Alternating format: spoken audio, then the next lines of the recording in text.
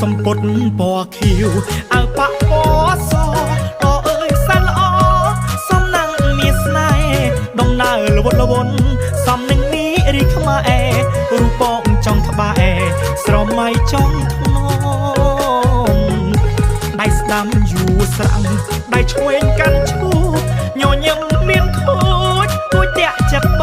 ងវាចាទន់ភ្លន់ល្អអត់មានមកបងសុំទៅវត្តផងក្រុមបានជា